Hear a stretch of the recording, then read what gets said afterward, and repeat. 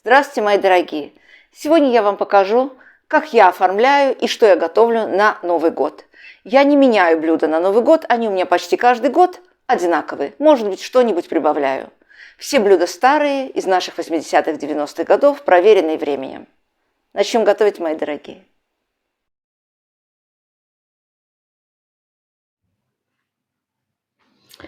Вот, мои дорогие, такой стол сегодня я вам подготовила. Торт у нас сегодня будет Наполеон.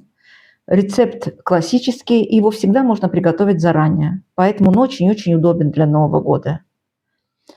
Пирог мясной из слоеного теста. На горячее рис с мясом, с курагой и с черносливом.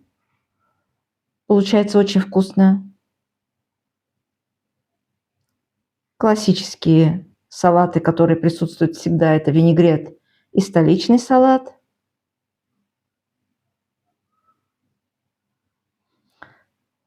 Как всегда, мы стараемся на Новый год что-то приготовить заранее, чтобы в последний день не стоять на кухне весь день. Поэтому сегодня я вам показываю все блюда, которые можно приготовить 30 числа, а 31 только порезать и подать. Буженина, говяжий паштет, вернее, паштет из говяжьей печени, селедка под шубой, баклажаны с майонезом и с орехами и фаршированные яйца. Сегодня я подготовила для вас 11 блюд, они все несложные. Начнем, конечно, с приготовления торта. Это самое, так сказать, трудоемкое у нас сегодня. Отправляем 600 грамм просеянной муки в неглубокую посуду. И нам нужно будет натереть на крупной терке 300 грамм сливочного масла. Масло берем сразу из холодильника, еще лучше, если оно будет из заморозилки. Все это быстренько вот так перетираем в крошку. 200 мл холодной воды, ледяной, можно сказать. Добавляем сюда 1 столовую ложку 6% уксуса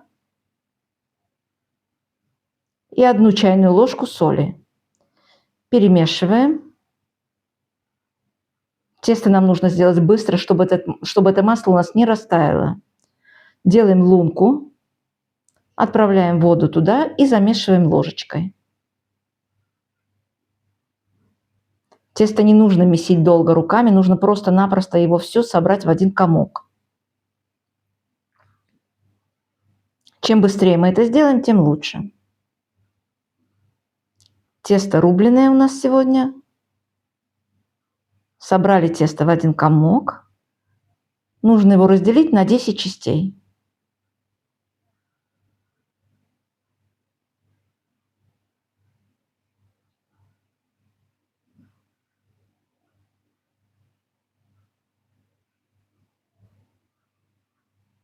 Формируем шарики.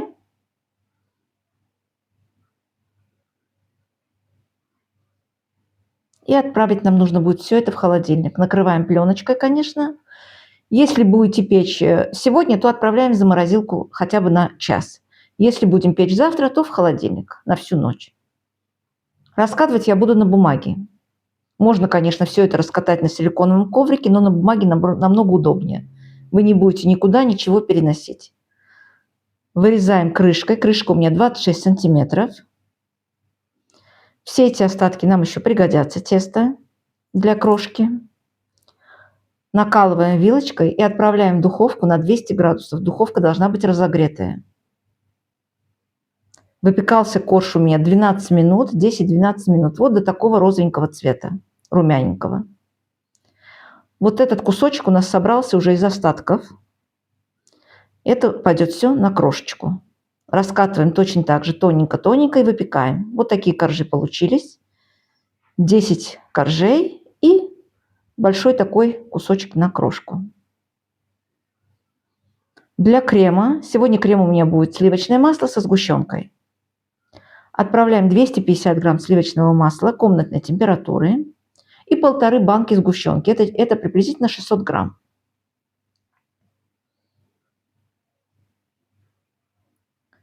Ванилин или ванильный сахар. И взбиваем. Нам не нужно долго взбивать крем. Он должен быть вот такой консистенции, не очень густой, потому что масла мы не кладем много. Мы кладем 250 грамм на 1,5 банки, на 600 грамм сгущенки. Крем уже готов. Начинаем собирать торт. Коржи остывают очень-очень быстро. Чем хорош этот крем и этот торт, он держится. Вы его можете сделать даже 29 числа. И он 31 будет точно таким же хрустящим и очень-очень вкусным. По 2 столовые ложки крема на каждый корж.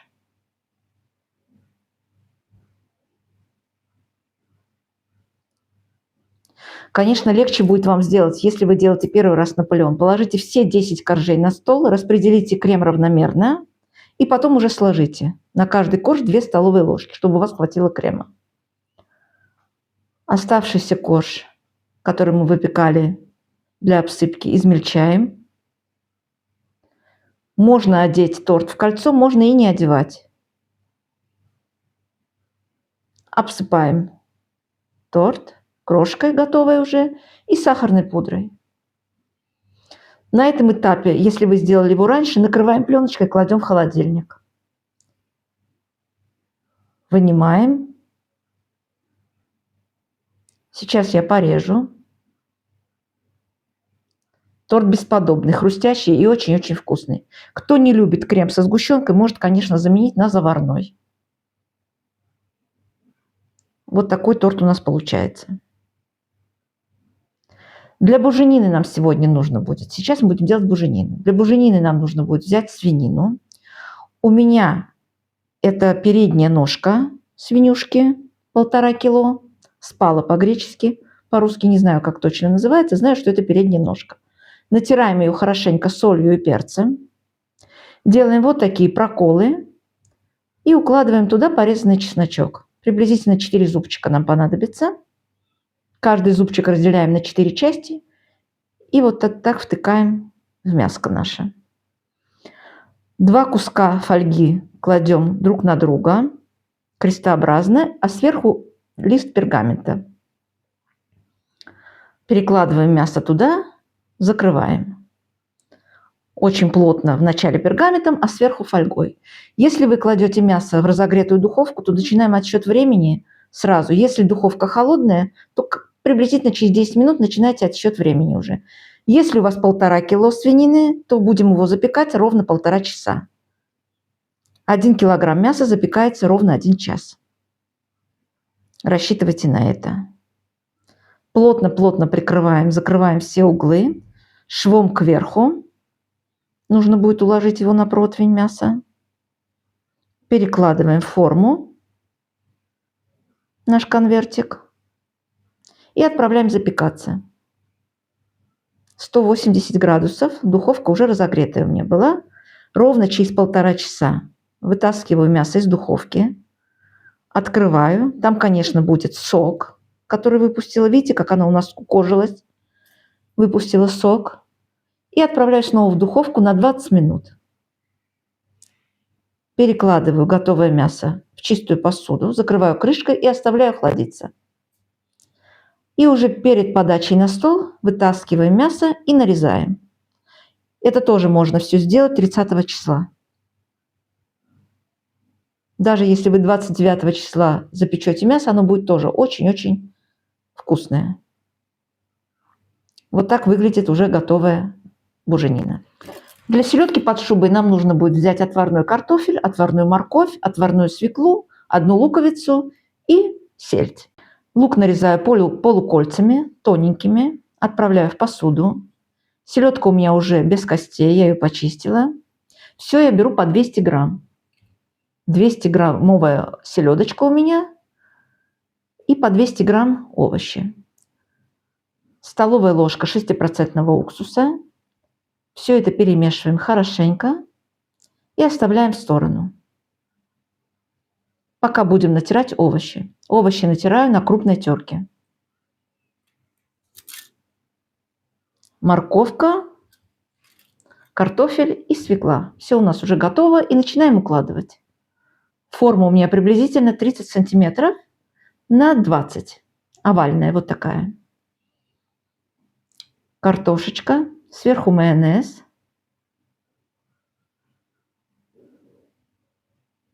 Майонеза уйдет ровно 200 грамм у меня. Распределяем равномерно. На картошку отправляем селедку.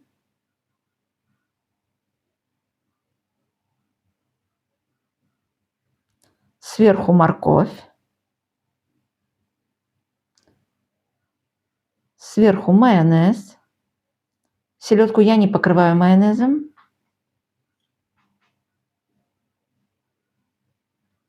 И сверху свекла.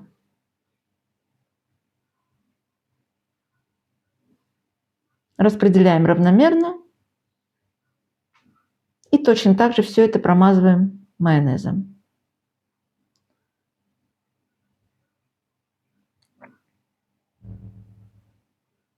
Селедку тоже можно сделать 30 числа. Украшаю зеленым луком нарезанным. И делаем сверху сеточку из майонеза. Это уже, конечно, по желанию. Если оставляете, накрываем пленочкой и отправляем в холодильник. Для печеночного паштета нам нужно будет отправить в сковородку приблизительно 1 столовую ложку растительного масла, 20-25 грамм сливочного масла и полкилограмма очищенной печени. Печень я не замачиваю в молоке, мне так нравится больше. По вкусу мне нравится больше так, без молока. Обжариваем, тушим, вернее, приблизительно 20-25 минут. Печенка у нас вот такая мягкая получается и прожаренная внутри. Можно, конечно, для паштета и отварить печень. Это уже дело вкуса. В сковороду отправляем 2 столовые ложки растительного масла и 1 большую луковицу. Или 2 маленькие. Прожариваем вот до такого состояния. И все это нам нужно или же перемолоть в мясорубке, или пропустить в блендере. Я делаю это все в блендере. Раньше, конечно, делали в мясорубке, и получалось точно так же.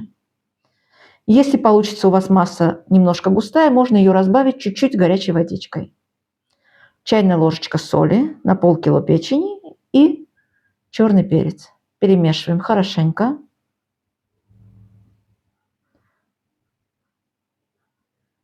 Разделочную доску застилаем пленочкой и распределяем равномерно смесь из печенки по доске. Накрываем сверху другим куском пленочки и раскатываем в пласт приблизительно 30 на 20 сантиметров.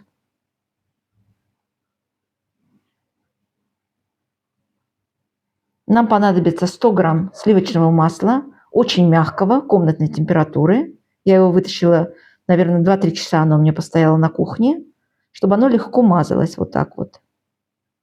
И размазываем это масло аккуратненько по всему пласту. Сворачиваем рулетом. Если вы опять-таки сделаете это заранее, можете хранить в заморозилке и вытащить буквально за 3-4 часа до подачи на стол. Если вы это сделаете 30 числа, то просто в холодильнике держите. Заворачиваем все это, прикрываем пленочкой. Все это закрываем пленочкой хорошенько края. И отправляем или же в холодильник, или в заморозилку. Перед подачей вытаскиваем, снимаем аккуратненько пленочку.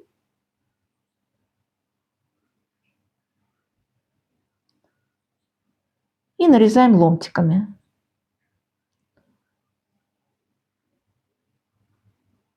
Я нарезаю их вот такими наискосок немножко. Можете точно так же сделать и кругленькие просто, ровненькими ломтиками.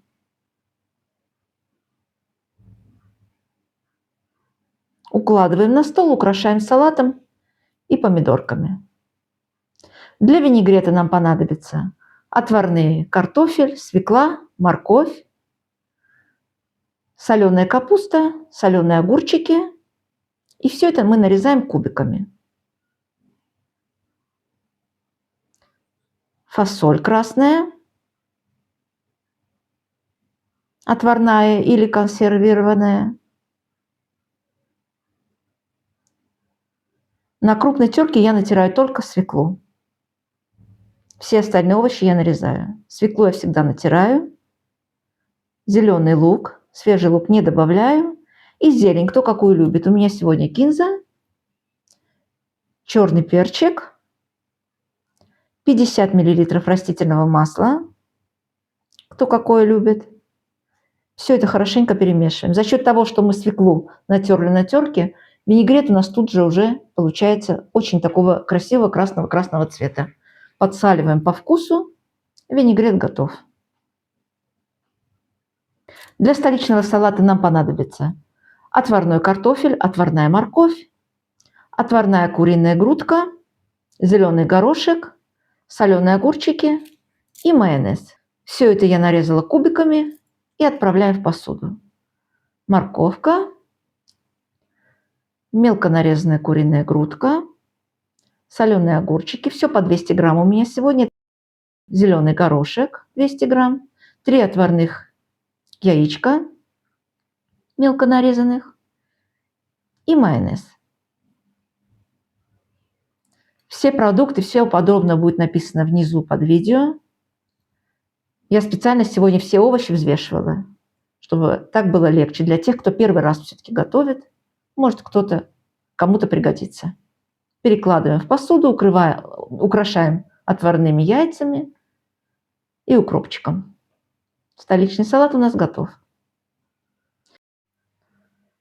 На горячее сегодня у нас будет мясо.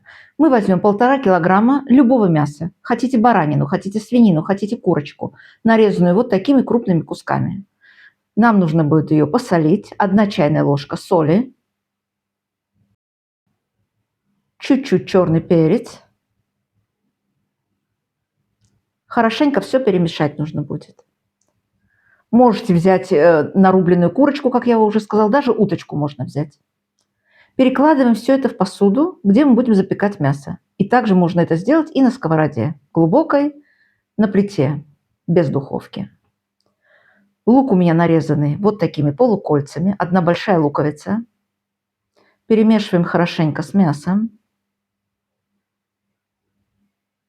Если вы берете 1,5 килограмма мяса, то нам нужно будет держать в духовке опять-таки приблизительно час, час 20 где-то. Потому что она уже нарезанная у нас. Мясо у нас уже нарезанное. 3 стакана риса. Рис промытый, очень хорошо. Берем или басмати, или жасмин. В сковороду отправляем приблизительно 50 грамм сливочного масла и промытый рис. Все это нам нужно будет хорошенько перемешать, чтобы рис просто весь так пропитался, намочился, так сказать, маслом. На 3 стакана риса нам нужно будет взять ровно 3 стакана воды. Кипятка. Стакан на стакан. 1 чайная ложечка соли. Мясо мы уже поставили тушить. Кто как хочет. Хотите в духовке запекайте, хотите наверху, на плите.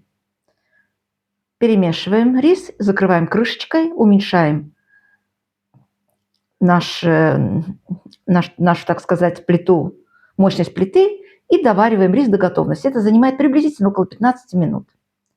Пока варится рис, приготовим сухофрукты. У меня сегодня курага, чернослив и изюм по 100 грамм. 100 грамм сливочного масла в маленькую кастрюльку отправляем и добавляем наши сухофрукты по порядку. Изюм, промытый хорошенько, высушивать не надо, промываем просто сухофрукты. Чернослив и курага. Кто не любит сухофрукты, просто их не кладите. Получится точно так же вкусно. Можете сюда же добавить и каштаны, тоже получается очень хорошо. Здесь вы уже, так сказать, каждый на свой вкус. 2 минутки и закрываем.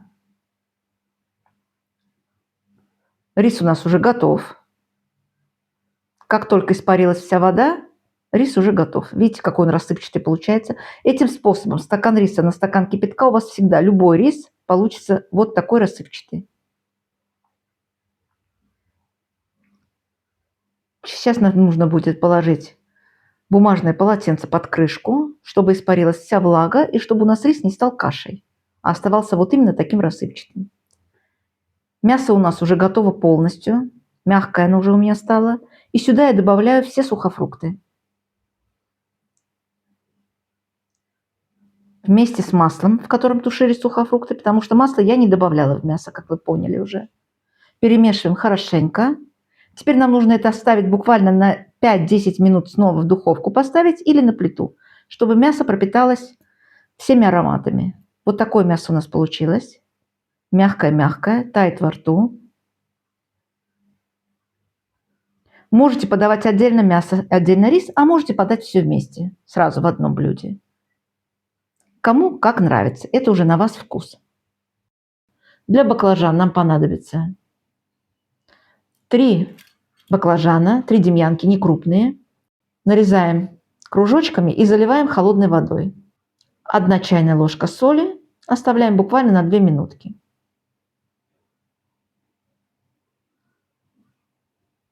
Выжимаем.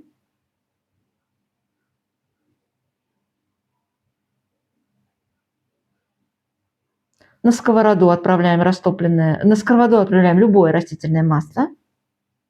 Буквально 2 столовые ложки, обжариваем все баклажаны. Нам понадобится 2 зубчика чеснока и 4 столовые ложки любой нарезанной зелени. Сегодня у меня кинза, укроп и петрушка. Смешиваем чеснок с зеленью.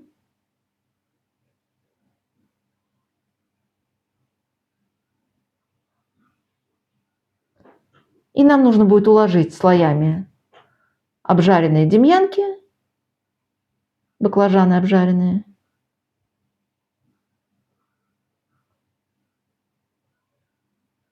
майонез. Промазываем каждый слой майонезом. Посыпаем зеленью с чесноком. И это тоже можно сделать заранее, конечно. По идее, 31 числа вам нужно будет приготовить только горячее.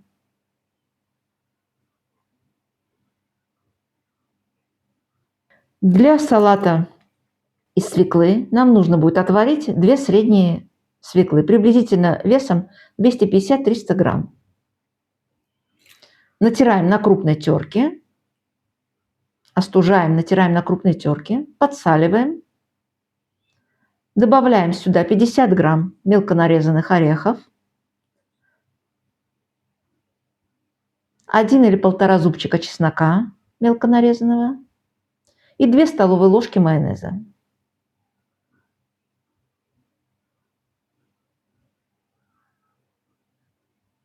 Перемешиваем хорошенько.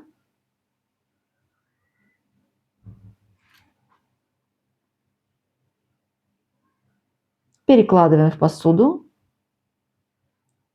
Салат из свеклы у нас уже готов. Для фаршированных яиц нам понадобится отварить 5 яиц вкрутую. Разделяем яйца на половинки, вытаскиваем желток. В сковороду отправляем приблизительно 2-3 столовые ложки нарезанного мелко лука и растительное масло. Обжариваем лук до прозрачности, до того, как он станет прозрачным. И туда же отправляем все желтки. Таким образом раздавливаем желточки вилочкой. Прямо в сковороде все это делаем, в сковородке. Перемешиваем хорошенько. Подсаливаем. Сюда же добавляю 2 столовые ложки любой зелени, мелко нарезанной. И вот этой начиночкой мы будем начинять половинки яиц.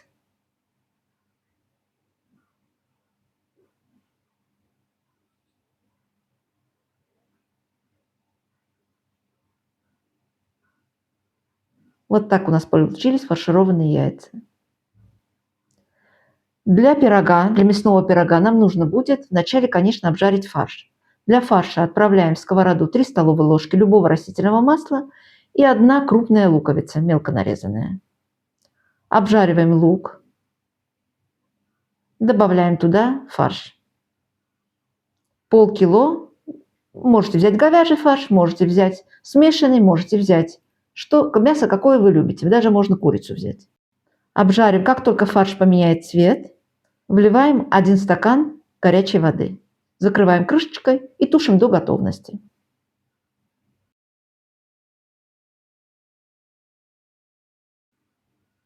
Мясо у нас уже готово. 1 чайная ложка соли и чуть-чуть черный перчик.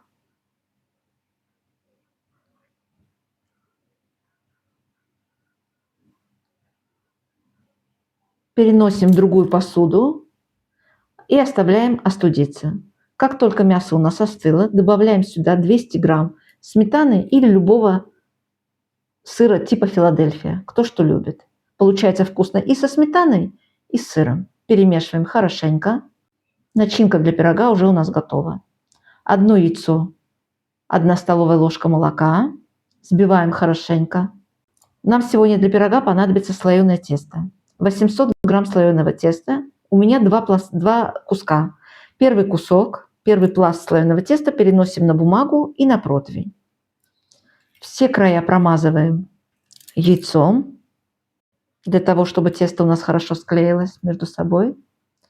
И отправляем начинку. Фарш равномерно распределяем по первому куску теста. Духовка у нас уже разогревается на 180-200 градусов. Пирог этот, конечно, лучше сделать 31 числа с утра. Он вкусный именно в первый день. На второй день тоже, конечно, кушается, но вкуснее подать его на стол свежим. Накрываем вторым куском теста, защемляем хорошенько все края, проводим вот так вилочкой, промазываем яйцом с молоком.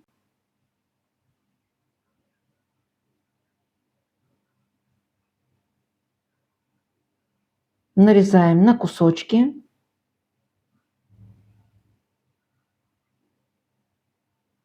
У нас сразу получится вот такие маленькие пирожочки. Духовка у нас уже разогревается на 180 градусов. Выпекать будем пирог приблизительно 25 минут до вот такого цвета. Как только пирог у нас зарумянился, он уже готов. Вытаскиваем и нарезаем на кусочки. Как я вам уже сказала, здесь вы можете начинку заменить даже на курочку. Вот такие пирожочки у нас получились. И все, мои дорогие. Мне кажется, я вам объяснила, как можно подробно все, что я готовлю, и все эти блюда очень-очень легкие. Все это вы можете приготовить заранее, а 31 числа нужно будет только вам сделать пирог и горячее. Готовьтесь к Новому году. Всех поздравляю с наступающим праздником. Приятного аппетита. Пока-пока.